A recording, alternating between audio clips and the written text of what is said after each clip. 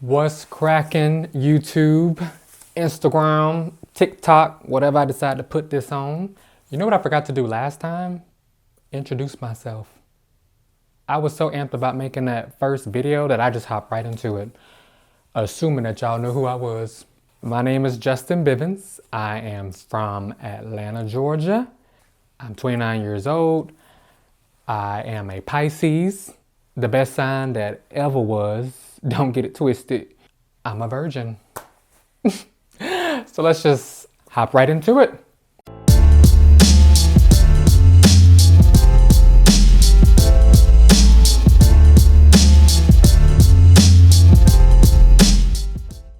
Welcome. If you haven't already, please subscribe to this channel where I will be bringing nothing but facts, experience, knowledge, research, all of that to let you guys know about the dangers and repercussions of pornography, experiences with anxiety, my history of being bullied, all of that stuff, and how all of that has played a major role in the condition that I am in today. Today, I actually wanted to talk about the side effects and the withdrawals from porn. The last video that I put out about a week ago, it was about my personal experience with how I discovered porn, how I had no idea that porn even existed. I didn't know what porn was. And basically it was just the most real and vulnerable that I've ever been, because I'm still going through it. It still feels like I'm kind of in the depths of this thing at this point. And I wanted people to get a real and authentic experience of people that are suffering from this addiction. And I wanted it to be as real as possible. Hence the name, Just Be Real. When I made that video, I was actually, I want to say like 2 or 2.5 weeks into recovering from my last relapse. All the withdrawals and even the side effects from the relapse were very much prevalent in that video, as they still are in this video. I've experienced, bouts of joy and laughter, between then and now, but it hasn't been much. And the thing about it is that I've relapsed before over and over, and relapses always look different every time. The symptoms are different. Sometimes I get anxiety through the roof, and sometimes it's just irritation. But it just depends on the person and where they are in their stage of recovery, which is, I guess, why this time I wanted to name side effects and withdrawals, so that way people can have a more in-depth look of how this thing plays out. But like I said, it's different for everybody. So let's just get to the side effects, all right? I think the first side effect to watching porn is it gives you this false sense of reality of how sex is actually supposed to be. But keep in mind, I'm a virgin. I haven't had sex ever. So this birds and the bees talk is not going to come from experience. It's going to come from resources and people that I've spoken with and blogs and things like that. The first sense of false reality is that it promotes abuse. In some cases, some videos you watch, doesn't matter what type of porn it is, straight porn, gay porn, doesn't matter. There's usually an element of abuse, and that can look like, choking, for instance, extreme positions that don't even go down in the bedroom, again, according to people that I've spoken with. So it creates this sense of like what sex actually isn't like, and it's not that extreme. And in a lot of these cases, it places unrealistic expectations on the beauty of what sex is supposed to be. When you see these actors portraying these scenes, the bodies that they have, with the men, 6-pack abs, 12-inch penis, if we just being all the way real. With the women, it's like big breasts, plump lips. All of these are not how people actually look, So then you start to compare yourself to the actors that are on screen when it's not even real. and it's not what the average person looks like. So then you maybe become insecure about the way that you look, or you start to place those unrealistic expectations on your partner or your spouse. And when they can't live up to that, you're disappointed because all you've consumed is just this virtual, just lie. It's a lie. This is not how people are. People will start to look like objects that can be used rather than loved. That in itself can be such a thing to grapple with because it goes back to the abuse in a sense, emotional abuse, physical abuse, psychological abuse. You want to just use this person to get what you want in a real healthy relationship because you've seen it on screen. And the people that mostly that you're watching on screen are not even in relationships. They are two actors that have been put together. There's no feeling involved. The acting is actually kind of bad, if we're just being honest. There's no real bond in these instances. Love making is all about creating a stronger and healthier bond with your partner. And according to God's standards, it's with a man and a woman in marriage. And you come together certain times of the week or whatever, and you are creating this healthier attachment. And when you do that, your brain actually releases oxytocin, which draws you closer to that person. That's what a healthy relationship / marriage / sex is supposed to be like. Porn, on the other hand, is more animalistic.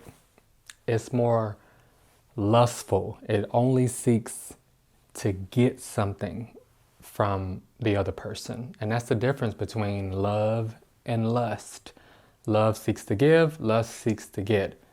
When you're watching porn, all you're doing is lusting after this virtual screen. So your brain is actually releasing oxytocin to a screen, and you're drawing yourself closer to this device that is not even real. It gets trickier than that, but that's like the basis of how it creates this false sense of what sex is supposed to be. Another thing that porn does is it creates shame and it lowers your confidence. Porn is such an isolated event. It's something that you do and you don't want nobody else to find out.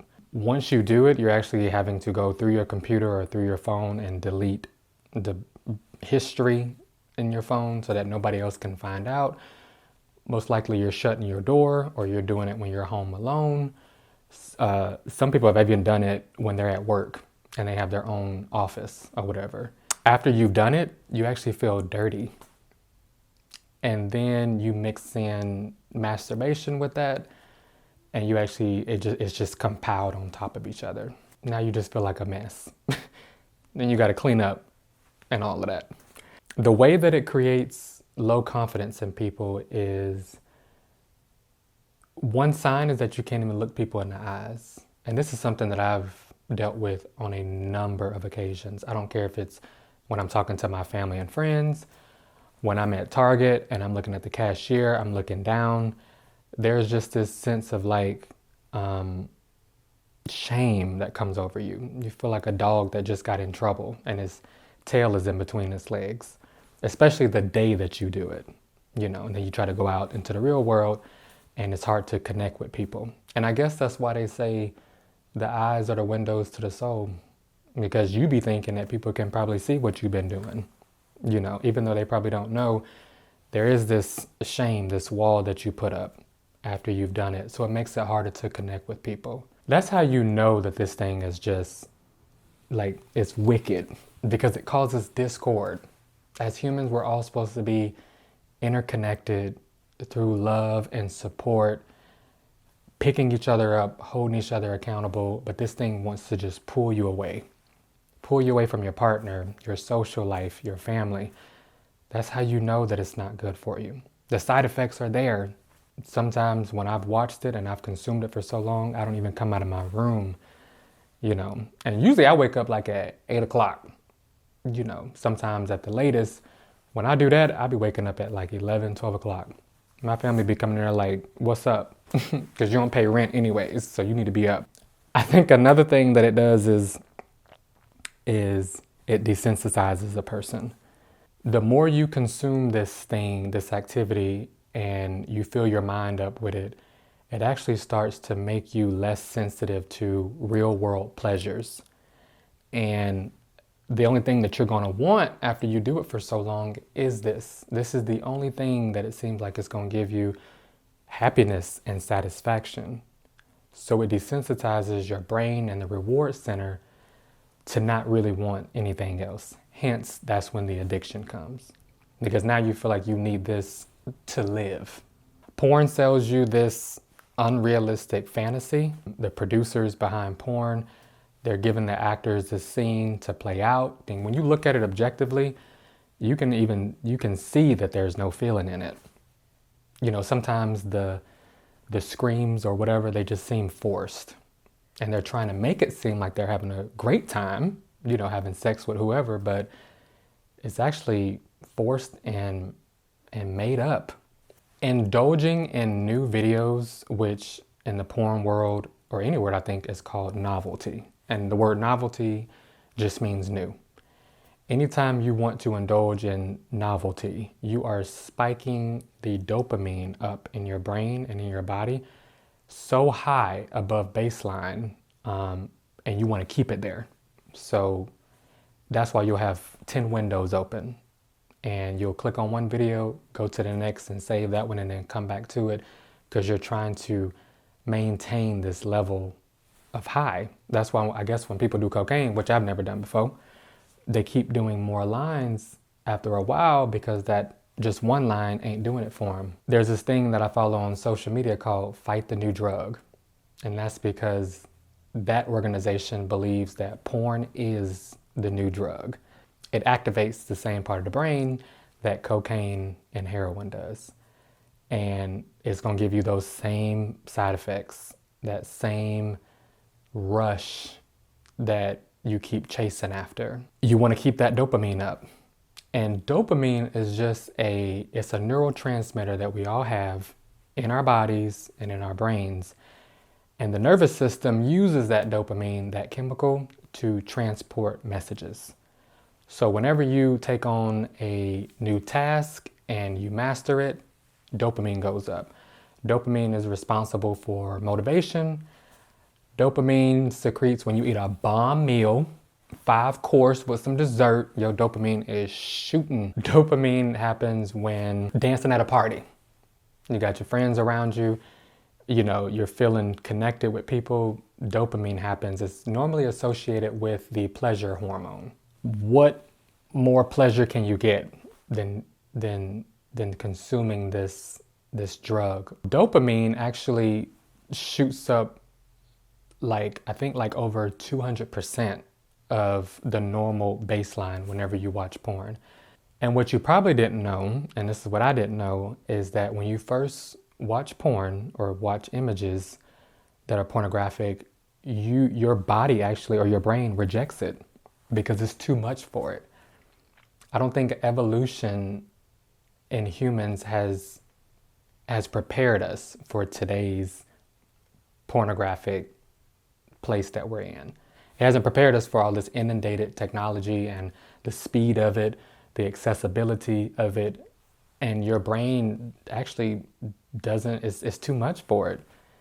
I guess that's why when I first seen it, I shut the computer down immediately because it kind of shocked me. But then, like most people, later on, you start to watch more and more, and then your brain has nothing to do but to accept it and create homeostasis with it. And that's why when you try to let go of it, the withdrawals come in. Sometimes the side effects can look like withdrawals, but they differ. Those were like 3 main side effects with the false sense of what sex is supposed to be like, the shame and the lack of self-confidence or confidence in general, and then the dopamine surging thing that causes you to be addicted to it. And then when you try to break away from it, the symptoms of withdrawals can be just disastrous. They can start with insomnia, chills, you feel like you're sick, You start getting chills like as if you had a fever or something. The anxiety, depression, because you're no longer getting that dopamine hit, and then the dopamine shoots up so far, then it crashes. So then you feel depressed, you feel unmotivated. You don't even feel like getting up out of bed sometimes. This was probably something that you were doing in order to go to sleep at one point. So when you take it away, the lack of sleep or the lack of being able to go to sleep starts to sink in. So then now you're up all night. So those are a few side effects, and those are some of the main ones that I've dealt with. And it's no joke. It may vary between person to person of the extremity of each of those, but from the blogs that I've read, the people that I've met that have experienced this, it has been just hell for them, as it has been for me. I think this is why this is so important, this channel. I'm not a professional YouTuber. This is not something that I thought that I would be doing, but I'm on a mission, and I'm on a mission to educate, to encourage, to inspire through my openness, through my transparency. Even though pornography has built up these walls of shame, I am hoping and praying and leading as a pioneer to break those walls down. I want no one to feel shame about what they've been doing and what they've been hiding. Everything needs to come to light, because when it does, you'll find support astronomically, surprisingly, from people that you don't even know. People will start to open up to you, and that's what I've noticed about my openness. The more that I'm becoming transparent and vulnerable, I feel like that helps other people begin to open up to me and let out secrets that they haven't told anybody. But that's the great thing about just being transparent, is that it creates a deeper connection, and it facilitates friendships at some point even. And I just would hope that these videos, and that you would just take it from me. Be warned, these things are real, these side effects are real. And pornography is a real addiction. I think that's it for this episode. Not sure what I'm going to be talking about next episode, but I got a lot in my head that I want to discuss. And so I'm going to just keep making these videos for y'all and for myself, because this is low-key therapeutic for me. Be open about what you're going through and where you're at in your journey. Be honest to people about how you're feeling on any given day. Be authentic to who you are and where you are. And above all else, just be real. All right, that's it for me for this episode. I'll see y'all next time.